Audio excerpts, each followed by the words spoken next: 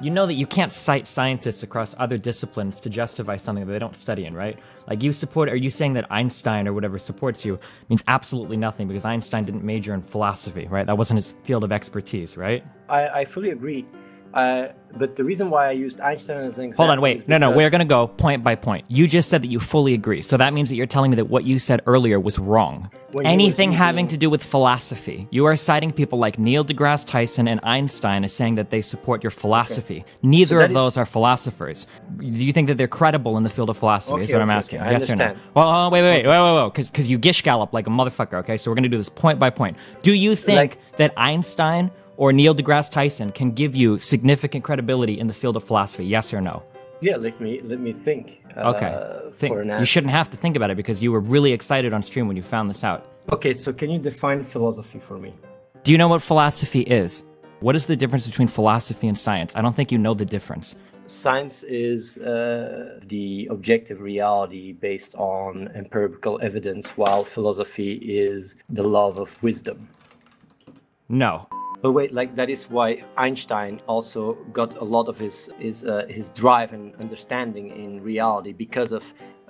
You have absolutely no way of knowing that. How could you ever make that statement? I do. How? How do you know that? Do you have a time machine? Said it. No, because Einstein actually wrote about it. You have no idea how much Einstein's personal philosophy contributed to the scientific contributions that he made. You have no way of knowing that. I disagree because... It doesn't matter if you disagree. You're wrong. You can't possibly know how much his philosophy contributed. Let me tell why. Okay. Let me tell you why. Because I think the same way. Okay, but you haven't made any contributions to science. You don't even have a background in academia in any of the fields that you claim to understand so much about. So it's not about contribution to science, it's about contribution to humanity. I'm sure we can both agree that we can go through history, we can find tons of people that have contributed to humanity that have had a fucking stupid personal philosophy on life. Plenty of religious people. You go before the 1700s and fucking everybody's religious, dude. Even earlier than that. This is not just my opinion. There's a lot of even Stephen Hawkins says it. Like there's many a scientist says it. Not a philosopher. Yeah, but the reason why a philosopher doesn't say it is because they make a living because of it. Okay, then I could say the reason a scientist doesn't say it is because they make a living of it. Yeah, but the difference between science and philosophy is science builds computers. Philosophers are just a bunch of people nowadays. Where do you think our legal system comes from? The philosophy of law. That entire branch is informed by philosophy. Why is it wrong to murder somebody? Science will never answer the question of is abortion right or wrong? Science will never answer the question of is the death penalty morally acceptable? How does science give you these answers? Actually, it would. How? By looking at the objective reality. What does the objective reality tell you about euthanasia? For instance, the effects of legalizing gay marriage or whatever might be, overall a net positive to society, but people might still be morally opposed to it because they think that homosexual behavior ought not to be encouraged. Is not always giving an answer that is always fully accurate, but in line with what is commonly accepted. So no, it's not about what's commonly accepted. It's about I can't let you say something completely incorrect and move on because this is how you win your arguments. You say a bunch of bullshit and then you try to move on to a separate thing. Yeah, I think death penalty is a better example. Okay, death penalty, sure. 1,000 years ago was a necessity, while nowadays it is not. But there is still places in this planet where you could assume that death penalty is required, like when you go to, for example, in Syria, where the mentality of people is much more backwards. So basically, you can measure. It's called sociology. What you're talking about. You can measure the impact of certain decisions on society. Like when. Okay, hold on. No. Before we jump into a different thing. Okay, so let's say that I have a society where I have the opportunity to execute somebody versus locking them in prison for life. Why would I choose one over the other? How does science give me an answer there? Well, you just look at the impact it has on society. What impact? So you're going by a financial limit? So if one is more expensive than the other, then you either kill them or you don't kill them? And that's why you just keep him locked up. You always have to look at reality and see. Okay, but then that person you keep locked up, do you kill them or do you not kill them? Because we're talking about the death penalty, not reintegration into society. What I'm getting at is you can't give me an answer. Science cannot give me the answer. How? How can you tell me if that person ought to be killed or not? By seeing what the results would be. Okay, but people don't care about the results. They want to know, is it morally acceptable to kill somebody or not kill somebody? If you have an answer, give me the answer. Don't dance around it. Is it morally acceptable to kill somebody? Yes or no? You're saying that you have to look at the benefit to society? the key difference between me and you. What? The key difference is I submit myself to logic and you submit yourself to comfort. And that is why my logic and my rhetoric is superior to Tell me yours. what logical or rational thing I've done that has been compromised by comfort. Tell me what I just said. Well, first of all, you're contradicting yourself. How? Like, Where? That also, like, for example, in the last call, you talked about you would never lie on stream, and then I debunked that. First of all, stop. I never said I would never lie. I said I would never lie to push an ideology. You claimed that. You said that your memory was really good, and we watched the clip, and you were wrong. So first, that's absolutely false what you just said. You just have a privilege, and that's what you use to sit on your higher moral ground, your higher moral horse, in order to make these statements and pretend you're all this reason and source of reason while you're sitting on your ass playing games all day. Okay, so there are no such things as errors. Yeah, error is an emotional. It's error is only thing. emotional. It's relative. Okay. It's relative. Gotcha. It's relative. So you have to define it, and when you define it, then you can, speak Everything is to that. relative, and everything is intersubjective, and everything is semantics. That's an amazing argument. You've totally. I didn't agree with you, but now when we redefine every word, I think I'm starting to understand.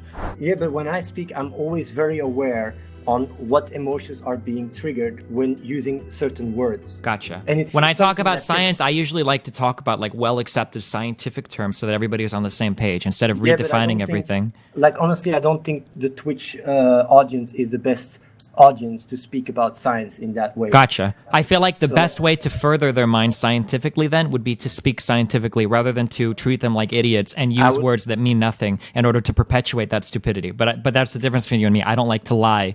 But the thing is, though, like honestly, you're saying you don't agree with this, but man, a lot of your viewers gonna go like this, then you really dropped the ball there. Because this is a really obvious one. Okay, dude. I don't think that's going to happen with very many people, dude. Every single argument that I've given you that's backed you into a corner, you have redefined something, you've changed semantically something, or have you said, this is subjective, no, this is objective, no, this is subjective, when every single thing I backed you into a corner on, dude. You know what's funny? Like, the more intelligent people from your chat will really say, like, Destin, you really dropped the ball there. Yep. I can guarantee you this. Gotcha, dude. And also, you will read up on it and go like, oh, okay, I shouldn't have said that. Sure. I can say that now. Okay, but you're not going to say that about any of the retarded things you've said, though, right? Like RNA transcription isn't an error, and, like, the fact that comfort is probably my core value underneath my logic, like I've been saying, or the crazy things that you... Oh, no, because every time you lie about something, you can say that you're lying about it to further your ideology, so you have that escape. So when you claim to unite QM and classical mechanics, when somebody says, you dropped the ball there, Athene, you'll be like, no, I didn't drop the ball. I only lied about it so that you would say that I dropped the ball so that you notice it, right? That's like such an awesome platform to argue from. You're never wrong about anything.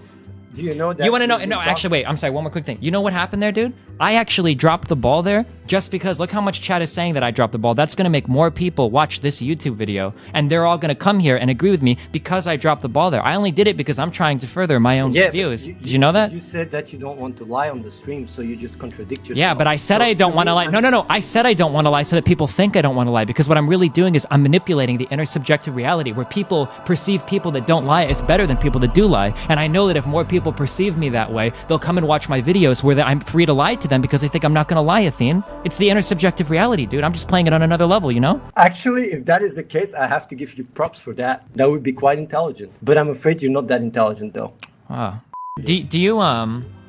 Do you have like any ambassadors for your brand, for your philosophy, like people that go out and preach or whatever? Because I think I could do it really well. I think I understand this really well. I think I could do it. I really do think I could do it. I would like to put out a message to all the future debaters of Athene, okay? Because your logic is infallible, okay? If you ever back Athene into anything, he will claim that he has a different meaning for the word. He'll turn it into a semantics thing. He will claim that he's lying about it because he is manipulating the intersubjective reality to make other people believe in things.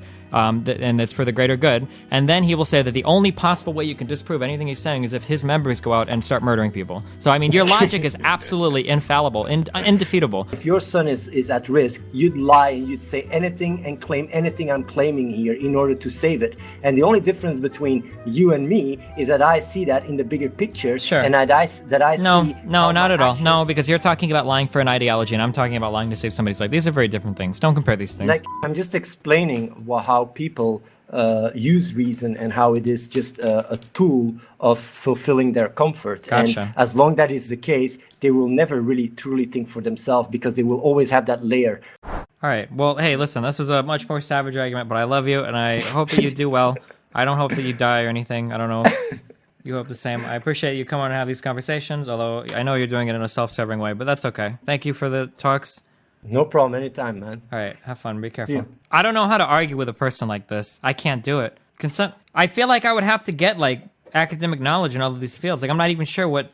the problem, so this is how I normally go about arguing with people, right? Normally when I argue with people, what I try to do is I try to point out inconsistencies in their argument. And then when they see those inconsistencies, they'll go, oh, okay, well, that is inconsistent. I'm going to have to do some more thinking to reconcile those inconsistencies. But the difference is Athene acknowledges the inconsistencies and embraces them. So Trump says, after consultation with my generals and military experts, please be advised that the United States government will not accept or allow